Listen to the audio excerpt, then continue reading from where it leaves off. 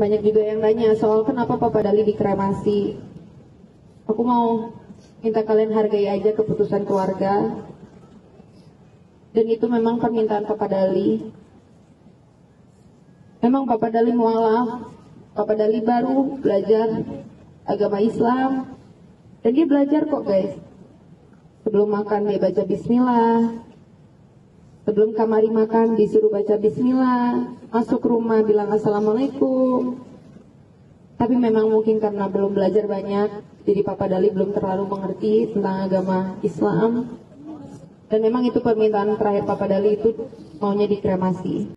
Papa Dali atau Dali Wasing, suami aktris Jennifer Copen, seorang mualaf meninggal dunia tetapi jenazahnya dikremasi dan menjadi perdebatan banyak orang karena seharusnya kalau dia mualaf tidak dikremasi. Nah, kalau dari sisi Kristen, apakah kremasi itu berdosa atau tidak? Kremasi merupakan salah satu cara penanganan jenazah yang dipraktekkan dalam budaya tertentu. Jenazah tidak dikuburkan ke dalam tanah, melainkan dibakar seluruhnya sampai tersisa abu dari tulang-tulang. Abu itu selanjutnya disimpan di tempat khusus dan diberikan kepada anggota keluarga yang ditinggalkan. Ada keluarga yang menyimpan abu itu di rumah, ada pula yang membuangnya ke suatu tempat.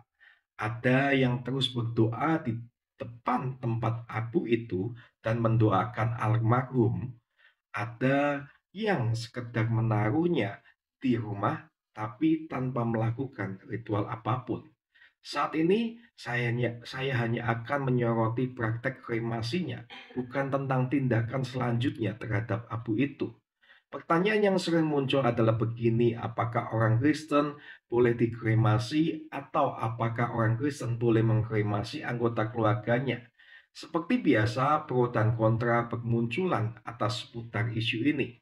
Mereka yang menolak kremasi pada umumnya memaparkan beberapa argumen, yaitu yang pertama, Alkitab mengajarkan dari debu kembali menjadi debu, bukan dari abu kembali menjadi abu.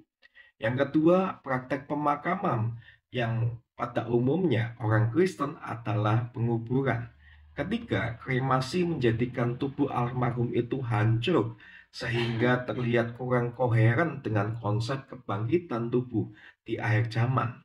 Beberapa penolak kremasi itu meyakini bahwa tubuh yang hancur karena kremasi tidak bisa dibangkitkan lagi. Tapi mereka yang menyetujui kremasi juga punya beberapa argumen. Yang pertama, cara pemakaman itu tidak mempengaruhi keselamatan almarhum. Yang kedua, Allah sanggup membangkitkan tubuh yang sudah hancur. Yang ketiga, beberapa budaya memang melakukan kremasi. Nanti akan jadi aneh apabila orang Kristen melakukan pemakaman dengan praktek yang berbeda. Keempat, di beberapa tempat kremasi lebih murah daripada penguburan. Nah, bagaimana kita menyanggapi perbedaan yang ada ini dengan sesuai Alkitab dan akal budi Kristiani? Yang pertama, Alkitab tidak pernah menyatakan bahwa kremasi adalah sebuah dosa. Kalimat dari debu kembali menjadi debu di dalam Kejadian 3 ayat 19 perlu dipahami secara tepat.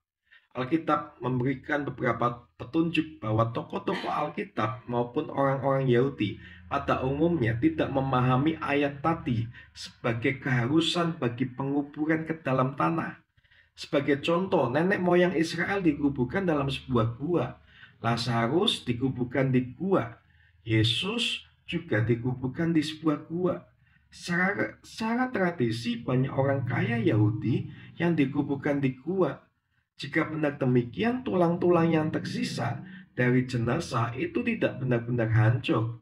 Sisa tulang-tulang yang ada dimasukkan ke dalam sebuah kotak bersama dengan tulang-tulang lainnya dalam keluarga tersebut.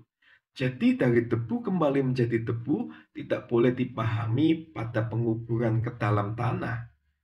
Contoh lain yang patut untuk kita pikirkan adalah penguburan Saul dan anak-anaknya di dalam 1 Samuel 31 ayat 11-13.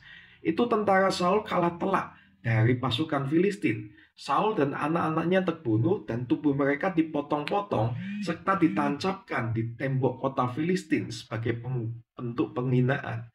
Orang-orang Israel di Yabesi Gilead lantas mengambil mayat itu untuk memberikan penguburan yang pantas bagi Saul dan anak-anaknya.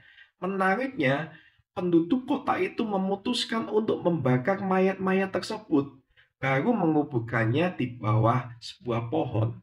Mereka menganggap bahwa menguburkan anggota tubuh yang sudah terpotong-potong itu lebih memalukan keluarga Saul daripada membakar mayat-mayat mereka.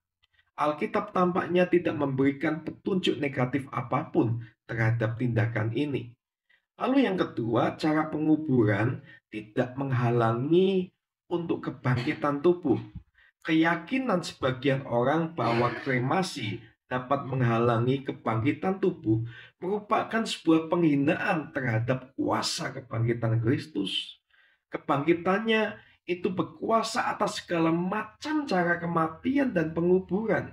Lagi pula konsep itu tidak adil bagi orang-orang Kristen yang meninggal dunia dengan cara yang tidak wajar. Sejarah mencatat bahwa banyak orang Kristen di abad pertama sampai ketiga yang dibakar hidup-hidup oleh para penganiaya mereka. Sebagian dari mereka dibakar hidup-hidup sebagai obor bahkan untuk menerangi stadion. Tidak sedikit juga yang diadu di stadion dan dimakan dengan binatang-binatang buas. Tubuh mereka tidak tersisa sama sekali. Bagaimana pula dengan orang-orang Kristen yang mati dalam kecelakaan pesawat terbang atau kebakaran bangunan? Nah, semua penjelasan ini menunjukkan bahwa kremasi pada dirinya sendiri tidak melanggar prinsip Alkitab. Hal ini tentu saja tapi tidak berarti kita boleh memilih dengan sembarangan cara apa dalam penguburan. Kita perlu mempertimbangkan beberapa hal sebelum mengambil keputusan. Bijak pada prinsip yang ada, kita sebaiknya menggunakan akal budi Kristiani dengan cermat dan tepat untuk memutuskan apakah jenazah orang yang kita cintai sebaiknya dikuburkan ke dalam tanah atau dikremasi. Pilihlah opsi yang tidak menimbulkan banyak syak terhadap keluarga. Pertimbangkan juga kemampuan keluarga dari sisi waktu, tenaga, dana, atau mungkin pesan dari almarhum atau almarhumah. Dan semoga dari sini kita paham bahwa ternyata kremasi bukan hal yang dosa, tetapi kita perlu memilih bagaimana cara menguburkan orang-orang yang mungkin kita cintai.